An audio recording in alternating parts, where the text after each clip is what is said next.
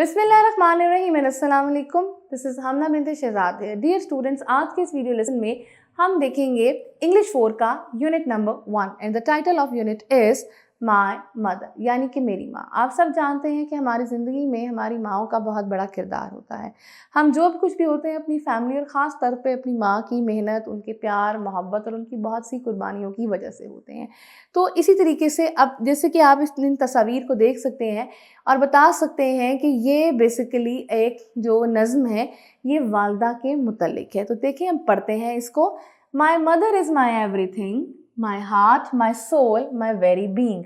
My mother is my friend, my comrade, my love. She is my pillar, she is my filler and my real core. My mother works very hard and is very kind, she has everyone's heart. My fathers tell me not to tease her and always try to please her. She is very kind and has so much patience. She overlooks our mistake and gives us hug. For this means we shouldn't break her trust. We love her and she loves us. Now, अब ये अगर हम इसका तर्जुमा देखें तो ये basically जो आपका शायर है, जो पोइट है, वो बताना चाह रहा है कि मेरी माँ मेरा सब कुछ है, मेरा दिल, मेरी रूह, मेरी साथी। मेरी माँ मेरी दोस्त है, मेरी साथी है, मेरा प्यार है। वो मेरी सबसे बड़ी सतून है, वो मेरी ढाल है, वो मेरी सच्ची मोहब्बत है। मेरी माँ बहुत मेहनती है और बहुत मेहरबान है। हर कोई उनसे प्यार करता है। मेरे वालिद ने मुझसे कहा था कि मैं अपनी वालदा को तंग ना करूं और हमेशा उन्हें खुश रखने की कोशिश करूं। मेरी माँ बहुत मेहरबान है और उनमें बहुत बर्दाश्त है।